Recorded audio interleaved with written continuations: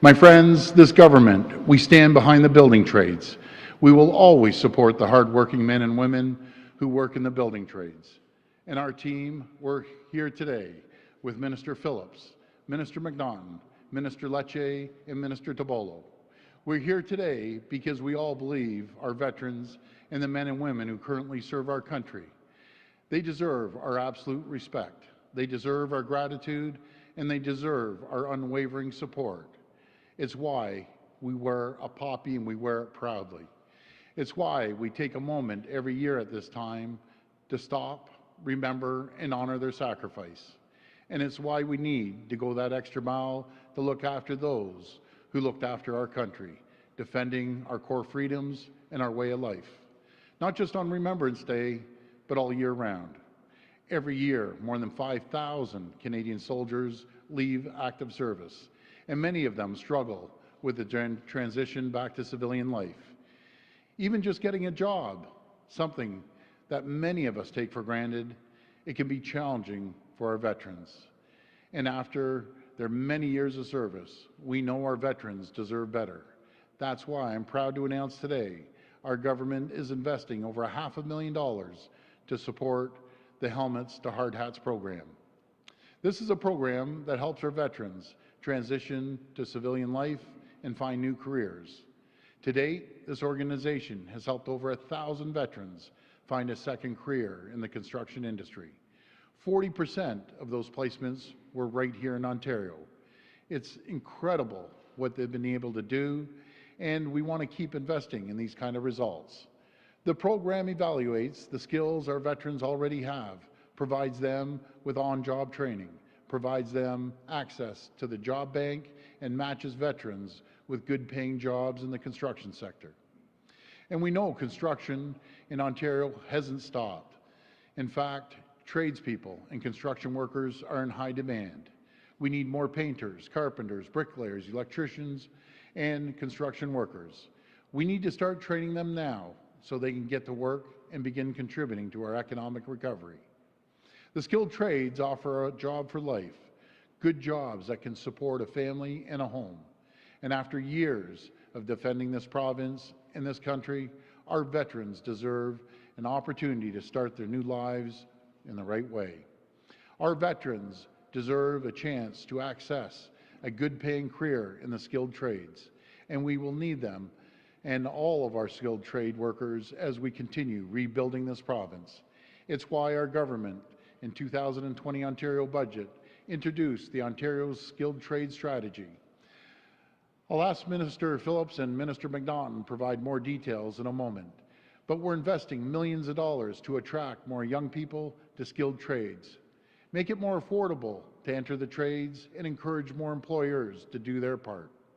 This strategy will also support those who have been displaced in this pandemic. It will provide them with opportunities for training and retraining. For those who are struggling, we have your backs. I know this has been one of the most difficult periods in Ontario's history, but together we will build a stronger, more prosperous future for our province. Thank you, and God bless our veterans, and God bless the people of Ontario. Now I'll pass it over to Minister Phillips. Good afternoon, and thank you, Premier. It's great to be here in Woodbridge with my colleagues, Premier Ford, Minister McNaughton, Minister Tobolo, and Minister Lecce. And thanks to Joe Maloney and Helmets and Hardhats for being here as well. On Thursday, I introduced Ontario's 2020 budget and the next phase of our government's response to COVID-19, Ontario's action plan, Protect, Support, and Recover. Our plan has 3 pillars. First, we are protecting people from this deadly virus by increasing our health investments to $15.2 billion.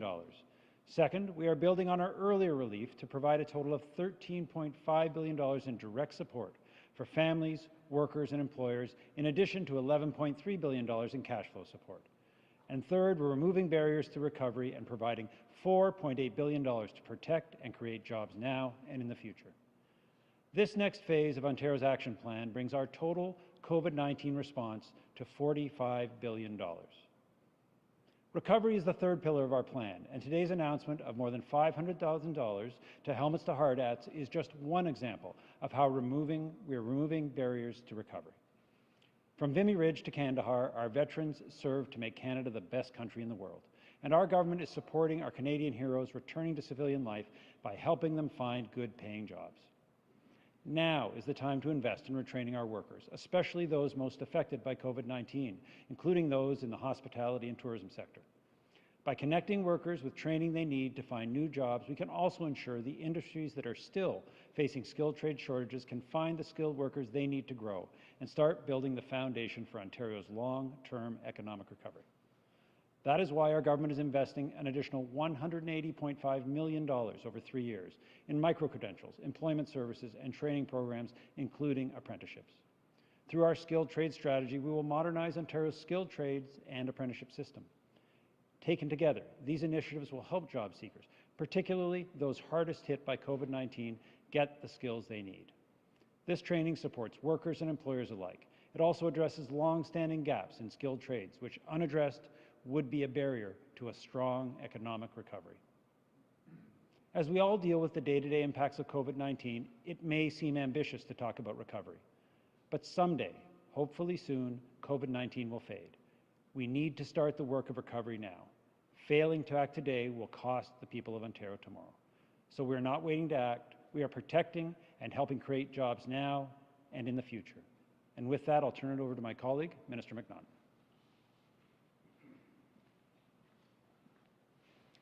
Good afternoon, everyone, and thank you, Minister Phillips, for the kind introduction. First, I'd like to say a special thanks to our Canadian Armed Forces veterans for being here today. I also want to thank Ron Johnson of Interior Finishing Systems Training Centre for hosting us, and Joe Maloney of Helmets to Hardhats for joining us today. I've known Joe for many years. He's a retired Boilermaker who rolled up his sleeves building and maintaining nuclear reactors across Ontario and helping build Sarnia's Chemical Valley. I remember seeing Joe at the Good Shepherd Ministries earlier this year. It is a memory that will always stand out. He was on the ground floor helping people in need. Good Shepherd Ministries goes out and finds dozens of veterans living on the streets. They provide them with housing, aftercare support, food, clothing, medical care, addiction support, mental health services, and crisis intervention. He's a true friend to our former military personnel, and clearly we can and must do better to support them. Veterans deserve jobs that are well-paying and put a roof over the heads of their families. It not only shows we care, it also makes good economic sense. Our veterans have great skills and experience that could be transferred to careers in the skilled trades. That's why the commitment, determination, and compassion by those at Helmets to Hardhats is truly inspiring. What you do is extremely important and deserves our support. That's why I'm thrilled to announce a $511,000 investment to help 180 veterans transition to civilian life and find good jobs, jobs that provide benefits and have a pension in the construction industry. I'd like to take this opportunity to thank the partner organizations, the Canadian Building Trades Unions, the Ontario Construction Association, the Electrical Power Systems Construction Association of Ontario, the Construction Labour Relations Association of Ontario, Veterans Emergency Transition Services Canada, the Ontario Legion, and as I mentioned, Good Shepherd Ministries. This is a true team effort. We are proud to partner with you. As we all know, jobs change lives. They strengthen our families and communities and lift people up. Our veterans have always been there for us, and honoring them is important, but it's not enough. It's also our duty to support and help them succeed. Thank you. It's now my pleasure to invite to the podium the National Executive Director of Helmets to Hardhats and my friend, Joe Maloney.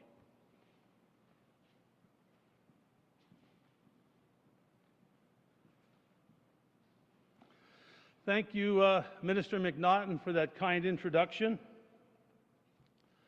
And thank you to the Premier for being here today. Veterans deserve good jobs when they transition back into civilian life. They have talents that their communities need, and they are ready to serve in new ways. Since Helmets to Hardhats started in 2012, we have placed well over 1,000 veterans into construction industry opportunities, primarily through apprenticeship programs. Thanks to the participation of all 14 building trades and their employer counterparts, veterans have 61 occupations to choose from. We are a national organization, but with the support of the Ontario government, over 40% of our placements have been and continue to be in Ontario. Today's announcement allows us to offer support for jobs and opportunities outside the apprenticeship system, such as planners, schedulers, and estimators. It also allows us the opportunity to reach out to homeless veterans by partnering with Good Shepherd Ministries, and to date we have placed 2 formerly homeless veterans with more to follow. We would have done more, but COVID slowed us down quite a bit. On behalf of Helmets to Hardhats Canada, I would like to thank the Ontario government for this generous assistance, as it is truly making a difference for a lot of well-deserving men and women who have served our country. Thank you. I'd like to now invite to the podium the Member of Provincial Parliament for Vaughan Woodbridge, Minister Michael Tibolo. Thank you.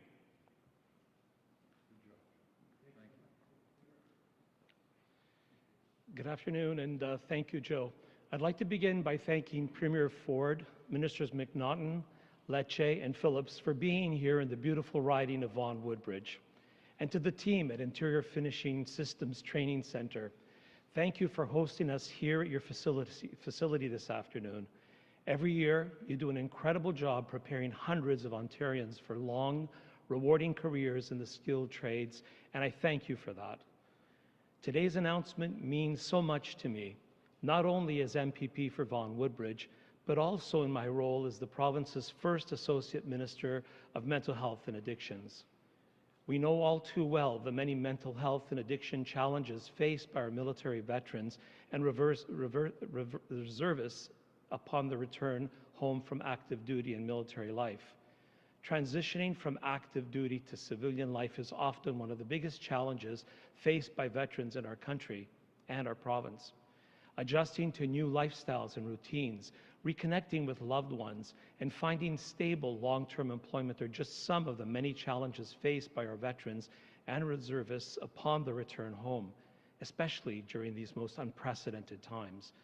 This incredible partnership between Helmets to Hardhats and Good Shepherd Ministries will ensure that our veterans are able to not only apply their skills to a rewarding career in the skilled trades, but also assist our homeless veterans in the GTA with medical care, including mental health and addictions care, as well as crisis intervention services. Thank you to everyone involved for your hard work and dedication to making all this possible. I could not be prouder to join you here in Vaughan Woodbridge to announce this great news and honor our veterans. Thank you. Phone line for questions. First question, please. From Mike Crawley at CBC News. Hi, Mike. Hi, Premier. Given what's happened with the COVID numbers over the course of the weekend, shattering records, are you questioning in any way the strategy that you're taking with trying to contain the numbers? Because they've pretty much done nothing but go up since the beginning of September. Yeah, well, Mike, as you know, this is worldwide. You see the numbers going up around the world. I'd think differently if it was just Ontario, but I'm happy you asked that question because per 100,000 number of cases, we're the lowest in North America in any jurisdiction. So as much as we're seeing the numbers go up, we still have the lowest numbers for any large jurisdiction. We have to keep an eye on it constantly. And, you know, we looked at early intervention. We put this framework together to focus on early intervention. I respect what the local medical officer of health appeal is doing, but that's why we put it together, to allow the local medical officers to have that flexibility to increase or decrease in that fact. But that's the reason we have the framework, and I just still encourage everyone to continue following the protocols. And we'll get through this. The more we follow the protocols, the quicker we'll get through this. Follow up. Premier, how do you respond to the criticism I've heard from a number of folks out there in the epidemiology field that you frame this as trying to find a balance between the economy and public health? And what they're saying is that unless you get the numbers under control, you're going to end up having to put really tough restrictions on the economy, and we're going to end up back in another lockdown. So how do you respond to that criticism that you're creating a false dichotomy? Well, again, I respect all the doctors. I respect the epidemiologists. Keep in mind, we have a whole bunch of epidemiologists giving us advice. I got a whole raft of doctors, probably well over 100 that work on the health team indirectly. As I mentioned last time, Dr. Brown told me he had 70 doctors underneath him giving him advice. So I'm just not going to get into one doctor versus the other. We have some of the best docs in the entire country working with us, and I'm going to listen to the docs that I talk to in our health table. And I respect the fact that other epidemiologists may have a differing opinion, and I think it's healthy to have differing opinions. But I have to listen to the docs that are around our health table, which are the best in the country. Next question. From Laura Stone at the Globe and Mail. Hi, Premier. Hi. I just wanted to follow up on that. We saw what happened with Peel Region over the weekend, imposing much stricter restrictions than your government put on that region on Friday. You didn't keep Peel in modified stage 2 as they requested. I'm wondering why you chose not to do that, and what is your message to other regions? We're waiting to see what's happening with Toronto this weekend. If they don't feel like what the province is doing is strong enough, what's your message to them? Are they supposed to go at it alone and impose their own restrictions? Well, not at all, Laura. We put this framework together, and I think it's a very good framework. And we did have them in the red zone, but that's what's good about this framework. They have the flexibility to add additional protocols or guidelines if they wish to. And Dr. Lowe came out and he added those additional guidelines. So I support what he has done, and we're going to move forward with the guidelines that he's recommending. I've always said, Laura, from the beginning, no one understands their area better than the local medical officer of health, the local mayor, the MPPs, the MPs, the councillors. They're the people that understand their community better than anyone. But we do need a provincial framework for early intervention, and that's the framework. Follow up. So as Toronto looks towards this weekend, and they're in modified stage 2 now, what are your discussions with that city, and what should they do if they feel like whatever level they're put in is not strong enough? What should they be doing? Well, we're in close collaboration with Dr. Davila. Our health table is, and I know Dr. Williams is. I'm in close communications with Mayor Tory, and we're going to communicate and make sure that we're all on the same page. At the end of the day, again, Dr. Davila has the authority and the power to change things if she's not comfortable, and in the red zone, as we call it, and we'll respect her decision.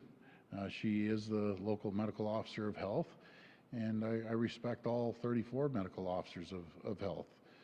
But at the end of the day, they don't report into me. I listen to the Chief Medical Officer of Ontario and our health team and our Minister of Health. Next question. Haley Cooper, News Talk 1010. Hi, Thank how you you very doing? much. Hi, Premier. Hi, Haley. You're getting a lot of questions about the numbers that we saw over the weekend and restrictions, but these case numbers that are coming out, should people expect that this is the new normal for now? And are you afraid of returning to a lockdown like we saw in the spring, because it would bankrupt countless businesses? So the only option left is to strike this balance and allow people to move around even with these numbers we are seeing every day? Well, I think you nailed it when you said a happy balance. What people don't see is, my phone lights up like a Christmas tree from some health professionals be it OHA or other ones, telling me one thing, and then I have our health team telling me another, and then I'm bombarded with small business owners, which my heart breaks for, saying keep it open. And you know, they're coming at you from all ways. And when I say it's constant, Haley, it is constant.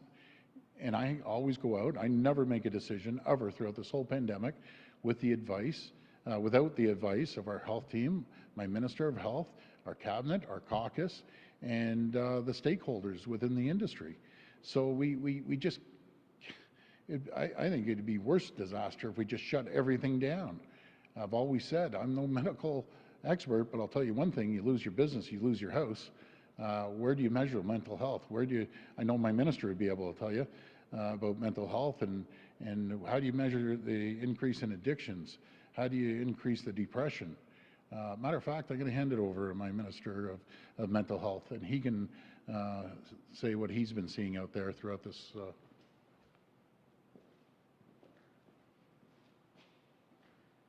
Thank you, Premier. As you can imagine, in a situation where you start to break routines and you don't have individuals being able to go out and follow the normal things that they do every day, it really does impact on their mental health. And we've seen statistically an increase in suicides, we've seen an increase in relapse, we've seen an increase in addictions. So our effort as a government has been to try to put in the protocols that would assist people in a lockdown situation. But even with the investments that we've made in internet-based cognitive behavioral therapy, in supports, people still need other people. So it's extremely important that we strike, as the Premier said, a balance that allows people to maintain as